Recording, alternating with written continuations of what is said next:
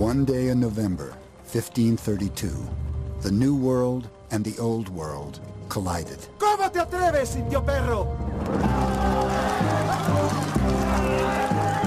168 Spaniards attacked the imperial army of the Incas in the highlands of Peru. Before the day was out, they had massacred 7,000 people and taken control of the Inca Empire. Not a single Spanish life was lost in the process. Why was the balance of power so uneven between Old World and New? And why, in the centuries that followed, were Europeans the ones who conquered so much of the globe? These are questions that fascinate Professor Jared Diamond. He is on a quest to understand the roots of power, searching for clues in the most unlikely places.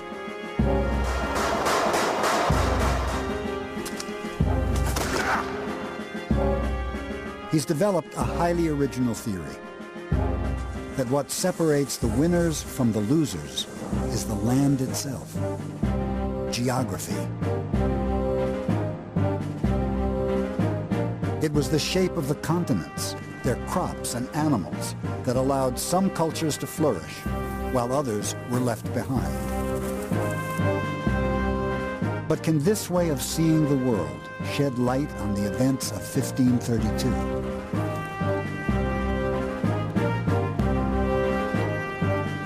How can geography explain the conquest of the world by guns, germs, and steel?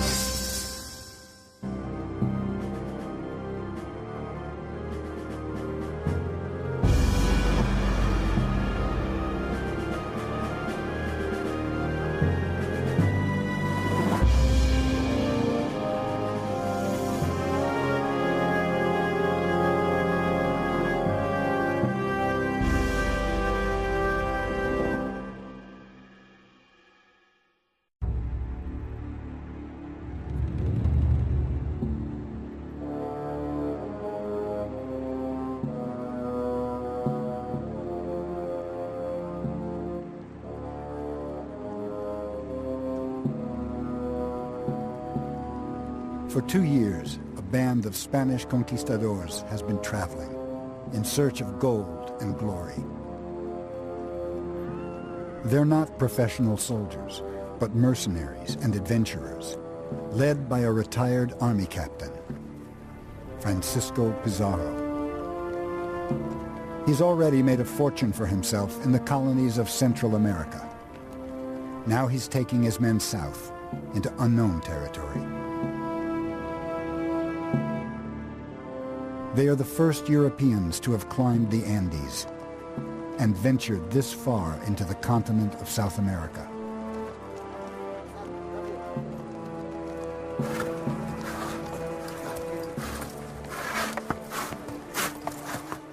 As they travel, they find evidence of a large native civilization. They've reached the edge of the mighty Inca Empire.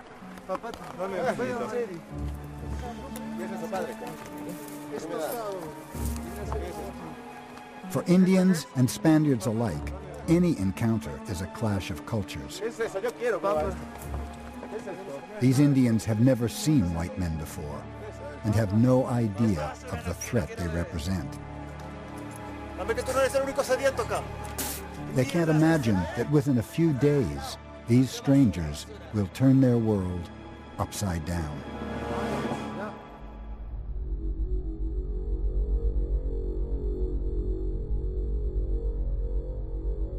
By the 1530s, the Inca Empire was enormous. It stretched along the length of the Andes, from modern-day Ecuador to central Chile, a distance of 2,500 miles.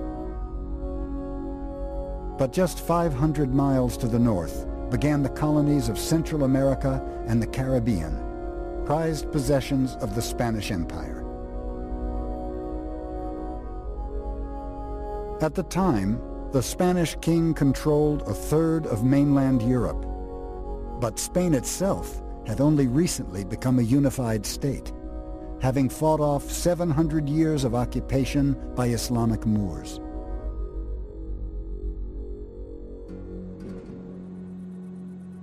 It was still a rural society. Most of the conquistadors came from villages and small towns in the heart of the country. Towns like Trujillo, where Pizarro grew up. He spent much of his childhood here, working as a swineherd in the fields nearby. Today he's remembered as a great warrior. His statue dominates the main square in Trujillo. And his family home has been turned into a museum.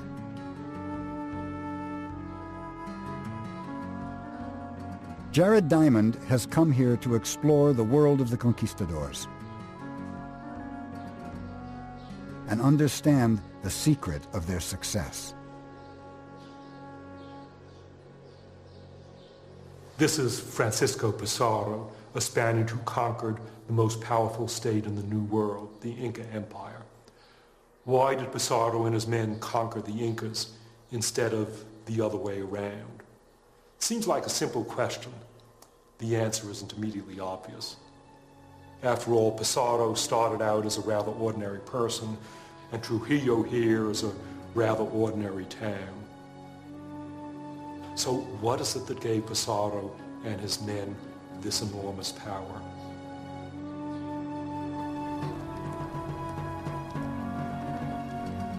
Why am I so interested in Pizarro's conquistadors?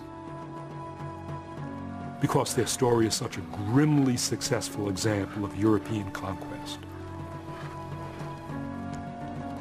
And for 30 years, I've been exploring patterns of conquest.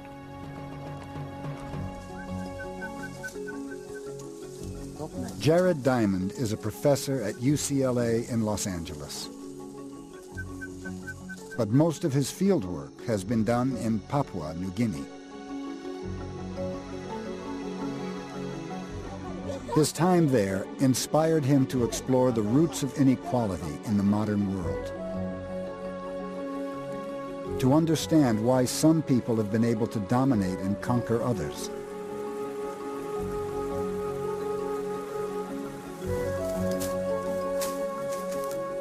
Looking back thousands of years, he argues that farming gave some cultures an enormous head start. And those who were lucky enough to have the most productive crops and animals became the most productive farmers. Agriculture first developed in a part of the Middle East known as the Fertile Crescent. Over time, crops and animals from the Fertile Crescent spread into North Africa and Europe, where they triggered an explosion of civilization.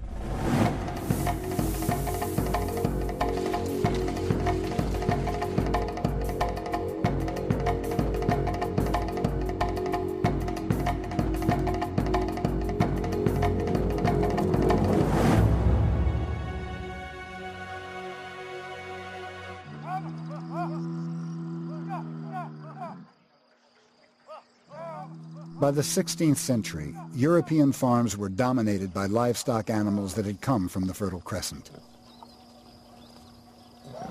None were native to Europe. They provided more than just meat. They were a source of milk and wool, leather and manure. And crucially, they provided muscle power.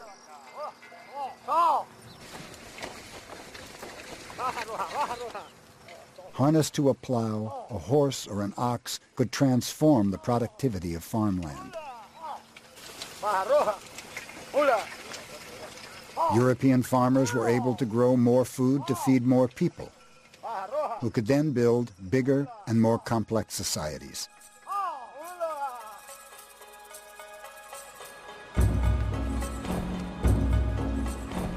In the New World, there were no horses or cattle for farming.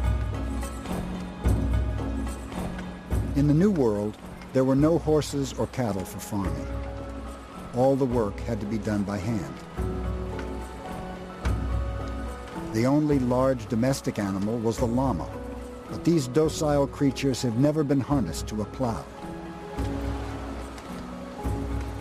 The Incas were very skilled at growing potatoes and corn, but because of their geography, they could never be as productive as European farmers.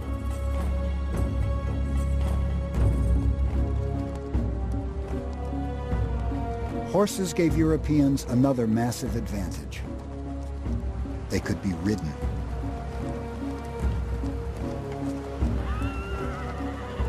To the Incas, the sight of Pizarro's conquistadors passing through their land is extraordinary.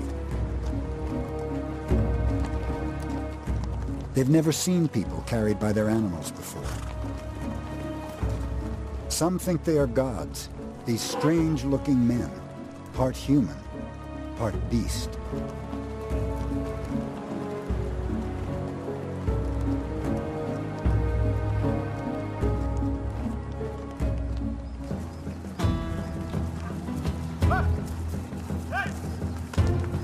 The horses that seemed so exotic to the Incas had already been used in Spain for 4,000 years. In an age before motorized transport, they allowed people to be mobile and control their land.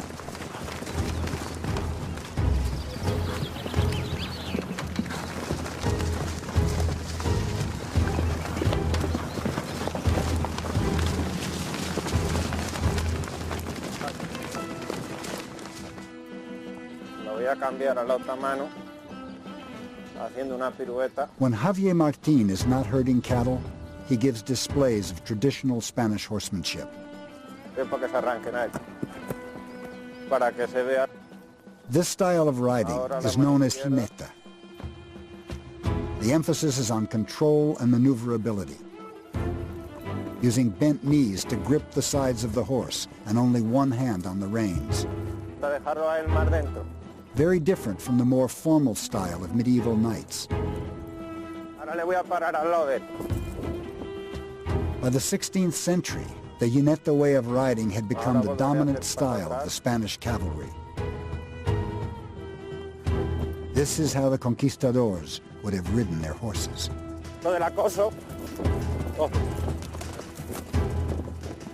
It's an amazing display of a big animal being controlled by a person, precise control, stopping and starting and turning. Javier told me that he has been riding since he was 5 years old, and when I watched this, I have a better understanding of where the conquistadors were coming from. They were masters of these techniques, and they learned these techniques for working with bulls, but the techniques were also good in a military context as well, and I can see that this control would let you ride down people in the open. People who had never seen horses before would have been absolutely terrified watching this. It would be strange and frightening, and that's even before one of these animals is rushing towards you, riding you down, about to lance you and kill you. News of the godlike strangers on their four-legged animals is taken by royal messenger to the emperor of the Incas, who's camped in the valley of Cajamarca in northern Peru, guarded by an army of 80,000 men.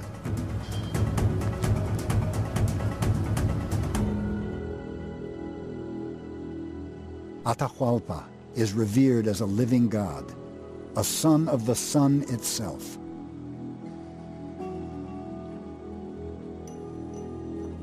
He's in Cajamarca on a religious retreat, giving thanks for a series of recent military triumphs.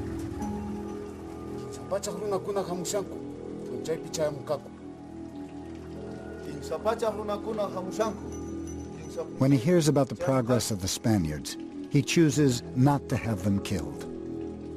Instead, he sends back a message.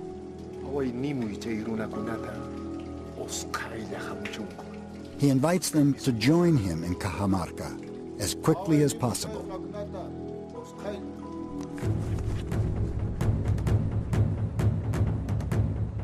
Atahualpa wanted the Spaniards to come to Cajamarca and enter into a trap.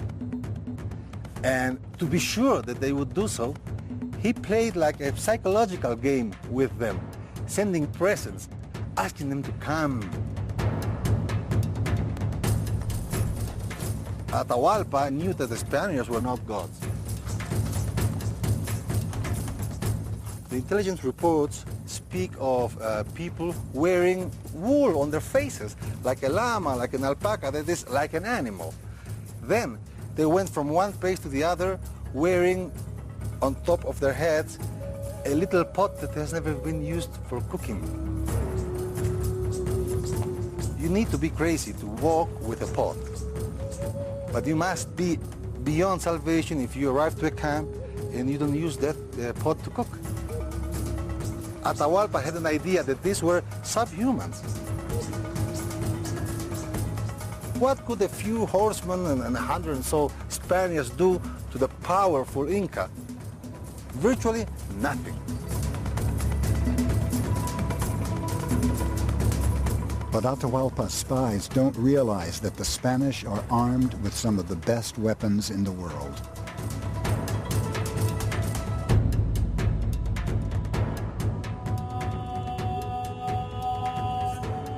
At the time of the conquistadors, Spain had the biggest army in Europe, orchestrated from the imperial capital, Toledo.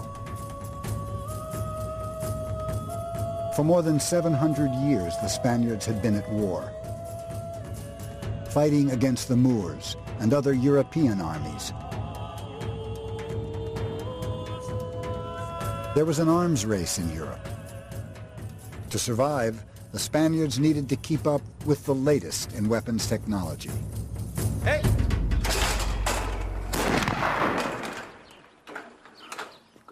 By the 1530s, the harquebus was an important part of the Spanish arsenal.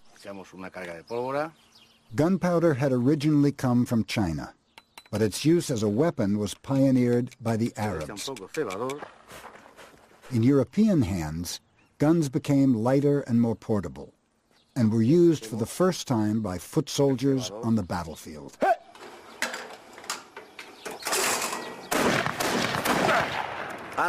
The harquebus was still a crude weapon, but would go on to change the face of warfare. To us, moderns, this gun doesn't seem useful for anything. It's like a joke. Its aim is terrible. It takes a long time to reload, and while the shooter's reloading, and a swordsman would come in and kill him. But the Incas hadn't even gotten this far, and even this gun, with its sound and with the smell and with its smoke and with every now and then a person that it manages to kill, would have been terrifying to someone who had never seen this before. This would have been shock and awe, 1532 style.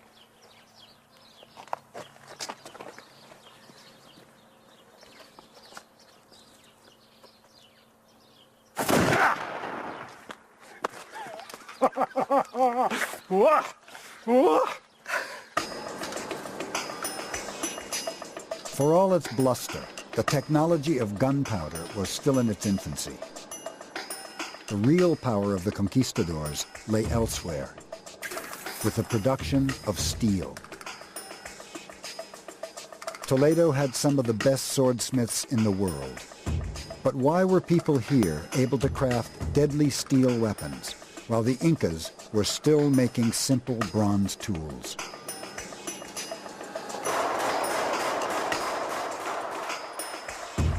There was nothing innately brilliant about Europeans themselves that allowed them to be the ones to make high-quality swords.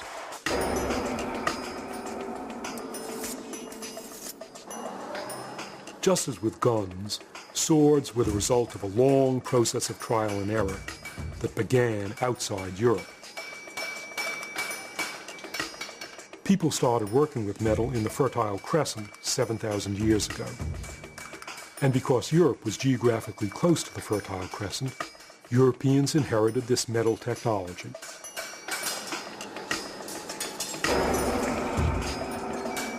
But they took this technology on to a new level. European soldiers demanded stronger, longer, sharper swords. This is what a Toledo sword looks like when it's finished. This is what a Toledo sword looks like when it's finished. This particular one is modeled on the sword that Pizarro carried. It's a fearsome weapon. It's used for stabbing, and it's also used for slashing, and I can easily understand how the person wielding the sword could kill dozens of people within a short time. Swords like this, rapiers, represented a high point in a very sophisticated metalworking technology. You think about what the qualities are that are needed in a sword. First of all, it has to be hard enough, the metal has to be hard enough to take a sharp edge. And that requires steel. That is iron infused with carbon. And the more carbon you put into the iron, then the harder the metal is. But if you make it too hard, then it's brittle. And that's no good because as you hit somebody, your sword would break. And so you also need your sword to have a certain pliability, an ability to bend and spring back into shape.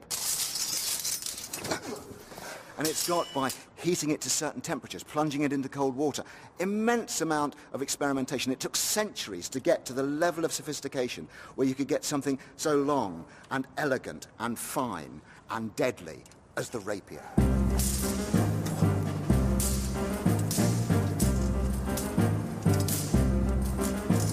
The rapier, with its extra-long blade, was developed as a dueling weapon, but became so fashionable in Renaissance Europe, it was the sword of choice for any aspiring gentleman. The word rapier derives from the Spanish term espada ropera, and that means dress sword.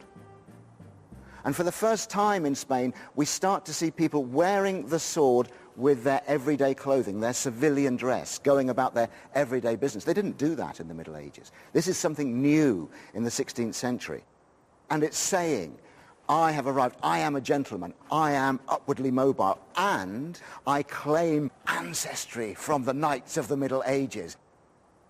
It was very much a symbol of the conquistadors' aspiring greed. The thing that drove them through all their hardships, the thing that made them go to the Americas, was their lust for gold, their lust for self-advancement. And the rapier absolutely symbolized that overbearing avarice.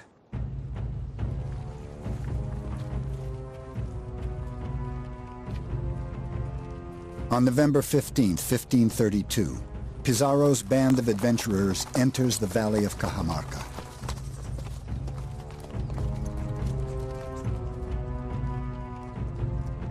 They've been told that Atahualpa is waiting for them here, but they're not prepared for the sight that greets them.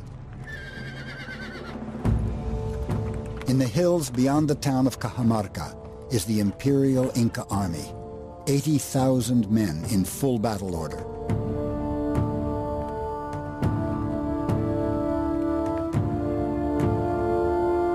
The conquistadors' own journals bear witness to their first impressions.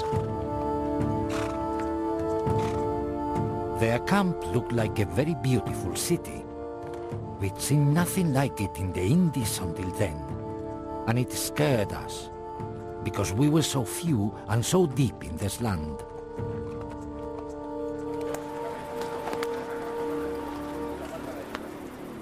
Pizarro sends a party of his best horsemen into the heart of the Inca camp. They are led by Captain de Soto.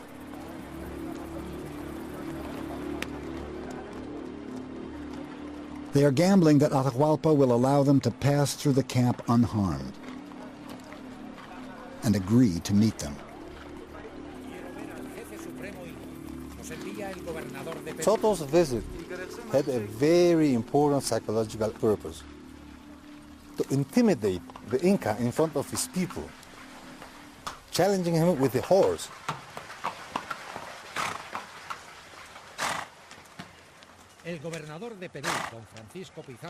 Atahualpa at first didn't react to Soto's presence, as if nobody had entered the room.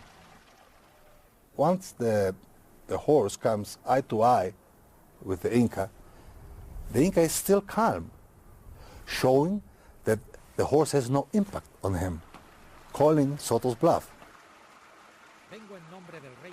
The captain advanced so close that the horse's nostrils disturbed the fringe on the Inca's forehead. But the Inca never moved.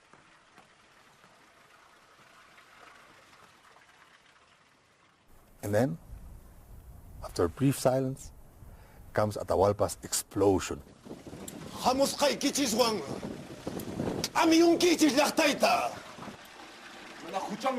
He was telling them, the time has come for you to pay. I understand this as the time has come for you to pay with your lives. Pakaring, umalyak ni kichiswan tupasak. Umalyak ni kichiswan.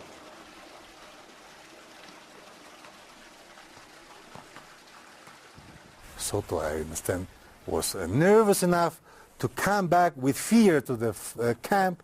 And as we know, the Spaniards spent the night before in extreme fear.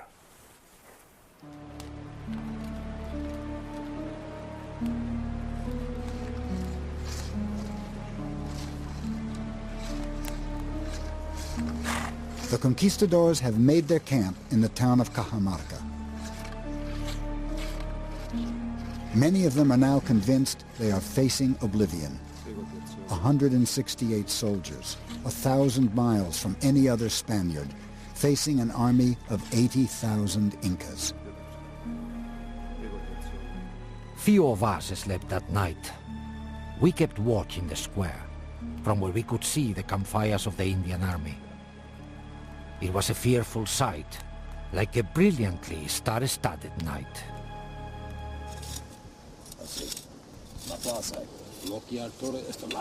Pizarro and his most trusted officers debate their options for how to deal with Atahualpa. Some advise caution, but Pizarro insists their best chance is to launch a surprise attack the next day. It's a tactic that's worked successfully in the past.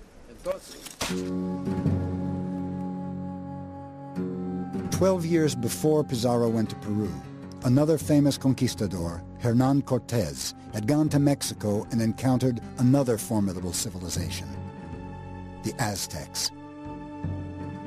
He conquered the country by kidnapping the Aztec leader and exploiting the ensuing chaos. Cortés's story was later published and became a bestseller, a handbook for any would-be conquistador. It can still be found in the great library of Salamanca University in northern Spain.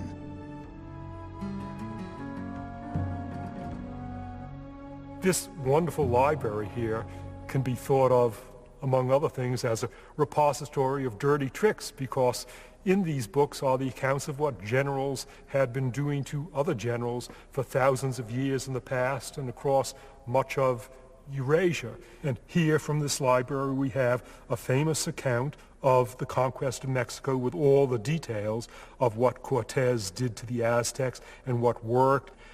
That was a model for Pizarro to give him ideas what exactly to try out on the Incas, whereas the Incas, without writing, had only local knowledge transmitted by oral memory, and they were unsophisticated and naive compared to the Spaniards because of writing. But if books were so useful, why couldn't the Incas read or write?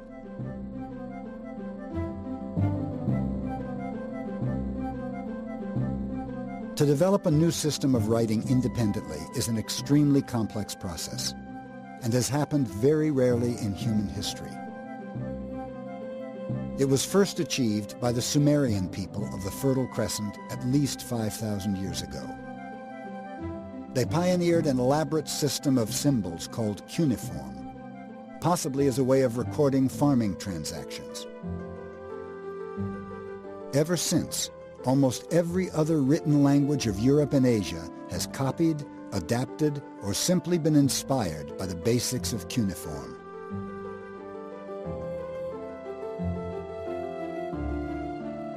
The spread of writing was helped enormously by the invention of paper, ink, and movable type. Innovations that all came from outside Europe but were seized upon by Europeans in the Middle Ages to produce the ultimate transmitter of knowledge, the printing press.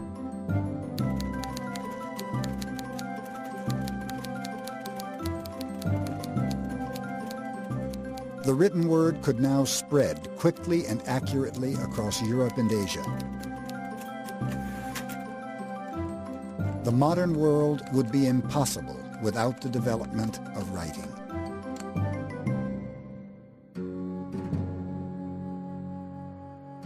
But there's another part of the world where a new system of writing was invented independently.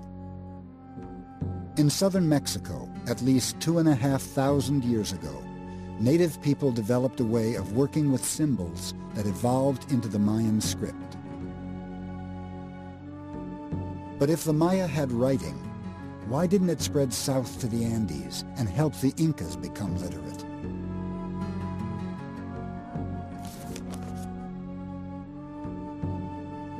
For Diamond, the answer lies in the shape of the continents. Here are Europe and Asia forming the continent of Eurasia, a giant continent, but it's stretched out from east to west and narrow from north to south. The American continent is long from north to south, narrow from east to west, very narrow at Panama, where it narrows down to less than 100 miles. The two continents are of the same lengths, about 8,000 miles in maximum dimensions, but Eurasia is 8,000 miles from east to west, and the Americas are 8,000 miles from north to south.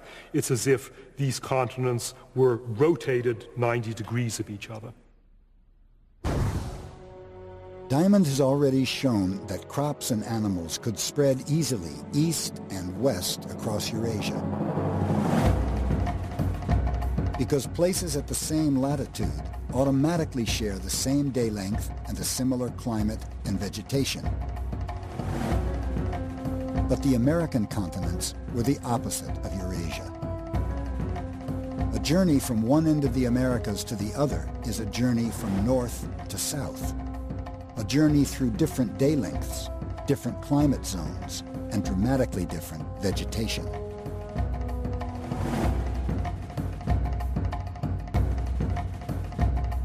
These basic differences hindered the spread of crops and animals, as well as people, ideas, and technologies. The people of the Andes were chronically isolated, without access to writing or almost any other innovation from elsewhere in the Americas. By contrast, Pizarro and his men were geographically blessed. As Spaniards, they enjoyed the benefit of technologies and ideas that had spread easily across Eurasia.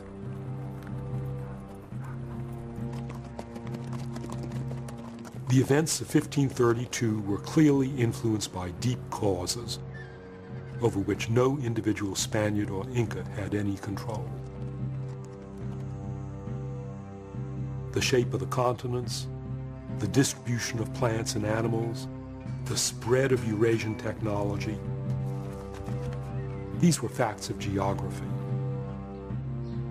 And at almost every turn of the drama, geography was tilted in favor of Europeans.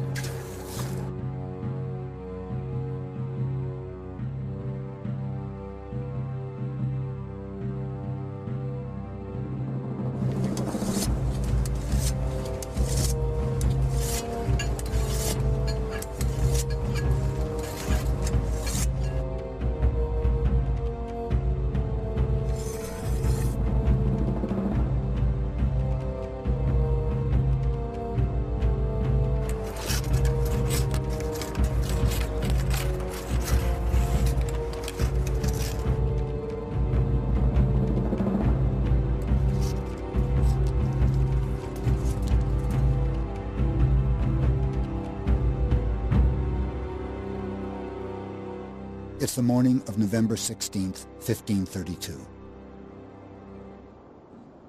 Atahualpa has agreed to meet the Spaniards in the town of Cajamarca and sends his entourage ahead of him. But he makes a fateful decision, that his soldiers should not carry weapons. The Indians were musicians and dancers. They were soldiers, but unarmed. Why would Atahualpa unarm his own soldiers? Why? Because he was in the festivity. He was celebrating. He wasn't going to war. He was going for a celebration so that the whole people could see how the alleged gods would run away in fear.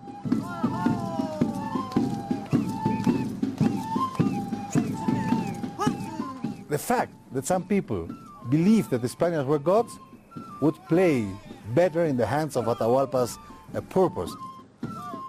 If I know they are not gods and I defeat the gods, then of course everybody will be with me.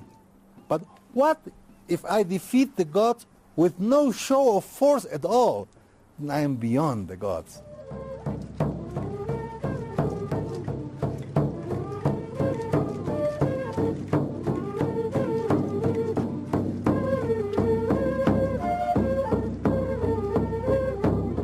While Atahualpa and his men enter Cajamarca, the Spaniards are waiting, hidden from view.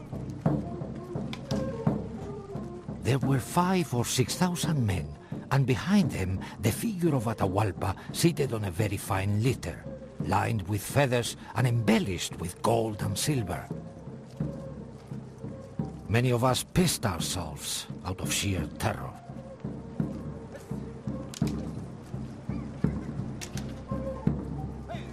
The square is filled with Atahualpa's people, but there's not one Spaniard outside. Atahualpa asks, "Where are these dogs?" One of his right hands answers, "They have run away because they are afraid of the magnificent Inca." Of course, the whole crowd listened to this and believed that this was the case. Me presento ante vosotros en nombre de la cristiandad. Pizarro sends out his priest to confront Atahualpa. Para enseñaros el camino de la verdad. The conquistadors are obliged to try and convert native people before any resort to violence. Pinkanki sunkasapa. Mokakakani intechchuringni. Mokankani intitaitachchuring. Manang imaparruanay kichu kay peja. Mi poder procede de mi Señor. Sus palabras están escritas en este libro.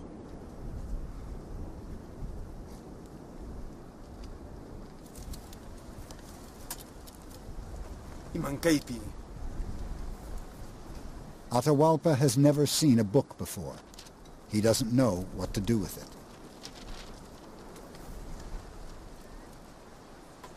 Imankay.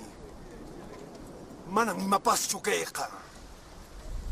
Manang rimas kayki kay picanchu. ¿Cómo te atreves, indio perro? ¡Salgan, españoles! ¡Destruyen a estos perros que no respetan las cosas de Dios!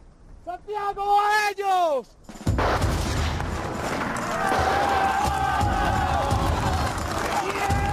At that moment, with the crowd absolutely unprepared, the horses come. There was massive panic.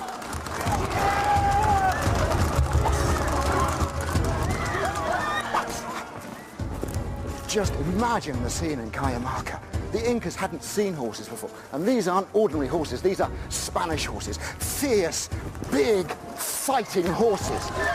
They could get in amongst men, they would trample men, and they made the most excellent platform. From a horse, you could stab down to the left, stab down to the right. You could cut, you could scythe, hacking all about you.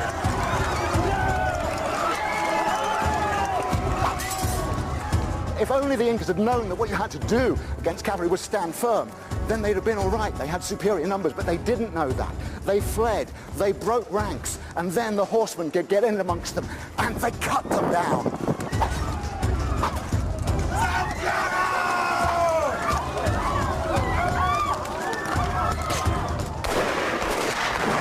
There was an Inca god called Viracocha, and he was a white man, and he was the god of thunder. And they thought these men with their arquebuses were the very incarnation of Viracocha.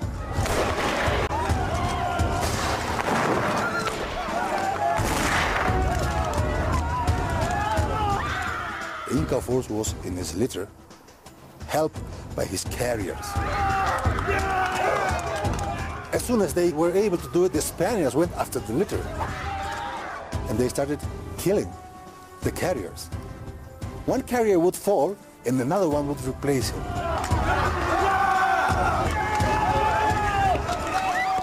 Only at the very, very, very end of the tragedy, the litter started to move because there were no more carriers left.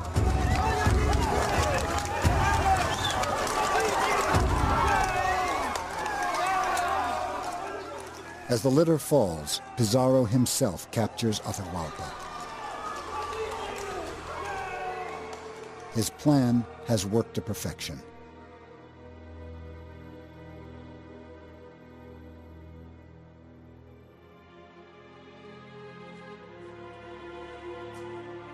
Atahualpa is taken to a makeshift prison in the royal quarters of Cajamarca.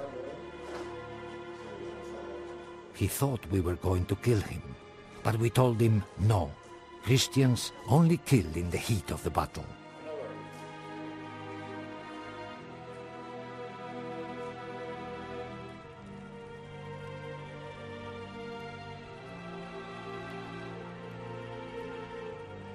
Outside, thousands of Incas are dead.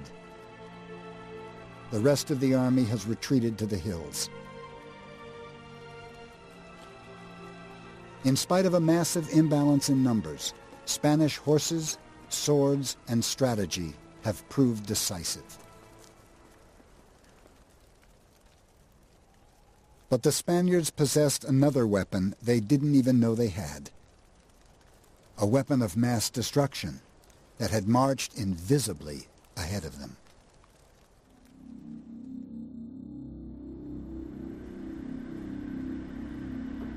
Today, the war against infectious disease is waged at biological research centers like Porton in southern England.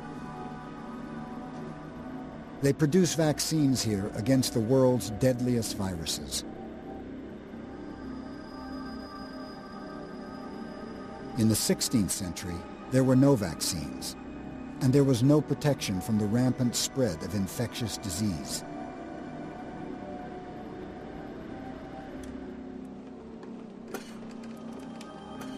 "12 years before Pizarro arrived at Cajamarca, a Spanish ship sailed to Mexico.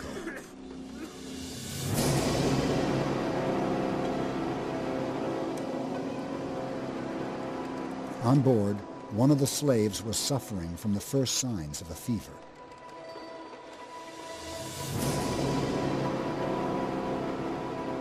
He was the first person to bring a deadly disease to the American mainland. The disease was smallpox.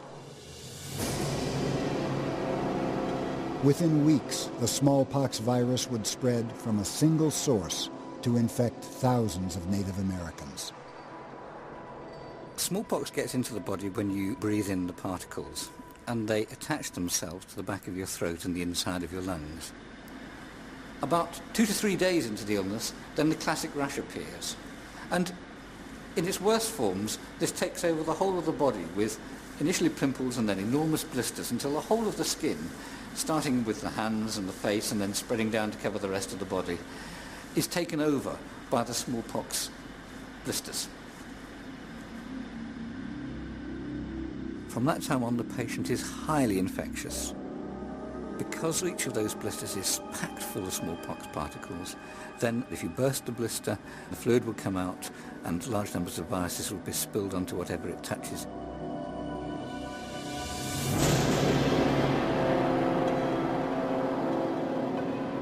"10 to 12 days later, his friends would begin to be taken ill, and then 10 to 12 days after that, their friends. That kind of rate means the disease spreads exponentially. Its rate of increase gets bigger and bigger and bigger the more people are infected, until eventually it will cause tremendous devastation in the population. The first smallpox epidemic of the New World swept through Central America and reached the Inca Empire.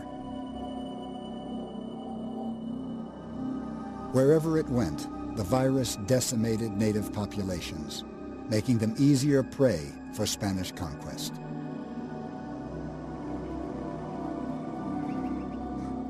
But why were the germs so one-sided? Why did the Spaniards pass their diseases onto the Incas and not the other way around? This is Pizarro's secret weapon. Pigs and cows, sheep and goats, domestic animals. Remember that Pizarro was a swineherd.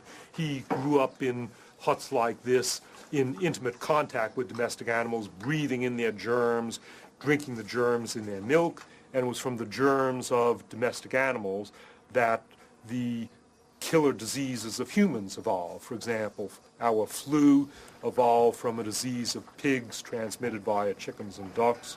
We acquired measles from cattle. We acquired smallpox from domestic animals, so that these worst killers of human people were a legacy of 10,000 years of contact with our beloved domestic animals.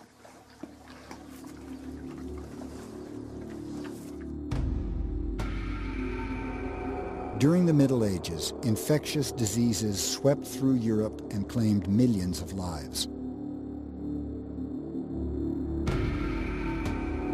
But paradoxically, repeated epidemics made Europeans more resilient. In each outbreak, there were always some people who were genetically better able to fight off the virus. These people were more likely to survive and have children. In the process, they'd pass on their genetic resistance. Over centuries, whole populations acquired some degree of protection against the spread of diseases like smallpox, a protection the Incas never had.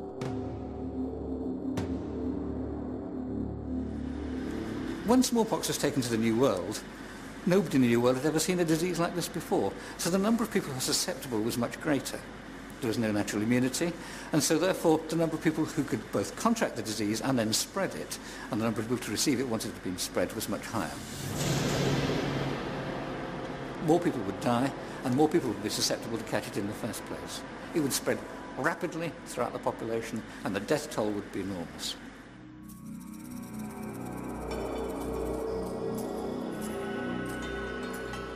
Why hadn't Native Americans encountered smallpox before? And why didn't they have any deadly diseases of their own to pass on to the Spaniards? It's simply because they didn't have the same history of contact with farm animals. The Incas had llamas, but llamas aren't like European cows and sheep. They're not milked, they're not kept in large herds, and they don't live in barns and huts alongside humans. There was no significant exchange of germs between llamas and people.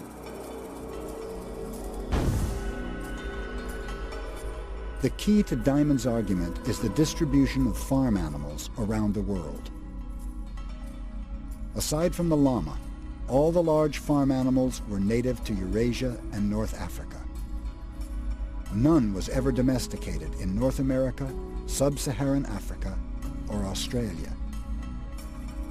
As a result, the worst epidemic diseases were also native to Eurasia and North Africa, and were then spread around the world with deadly effect.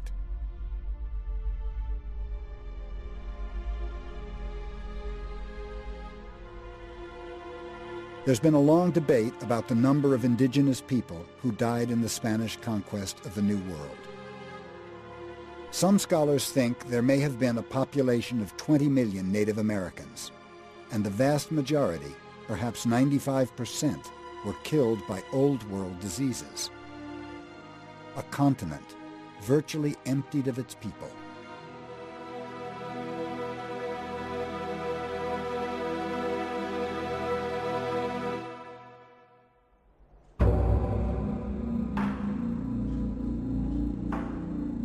After the initial shock of his capture, Atahualpa became a cooperative prisoner. He learned to speak Spanish and play chess.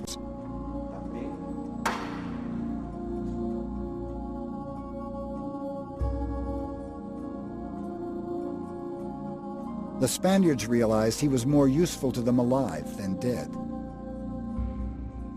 He was allowed to re-establish his court and prison, as long as he ordered his people to accept Spanish rule.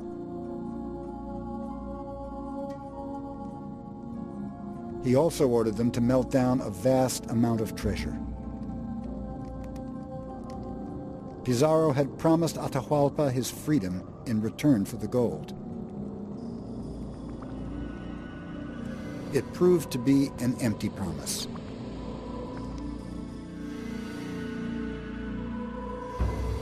Having handed over 20 tons of gold and silver, Atahualpa was no longer useful to his captors.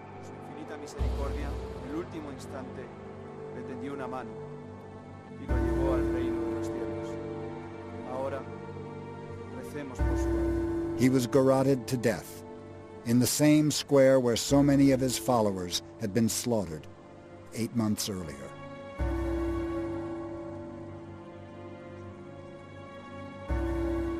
With Atahualpa dead, the conquistadors went on to colonize the rest of Peru, relying on the power of their guns, germs, and steel.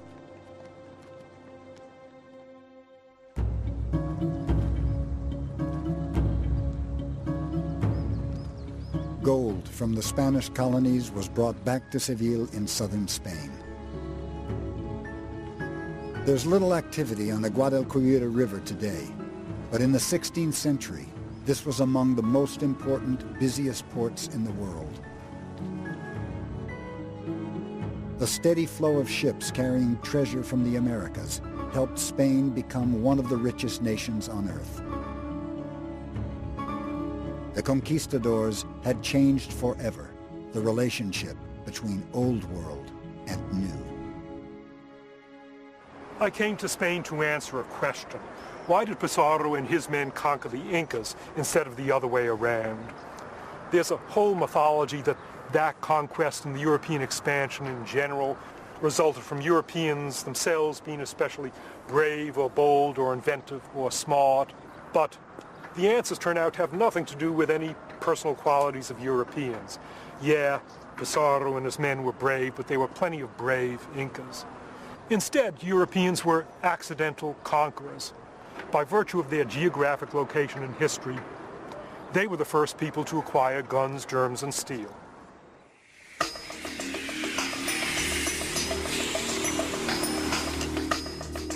By the end of the 19th century, European powers had ventured beyond the Americas and colonized Africa, Australia, and much of Asia.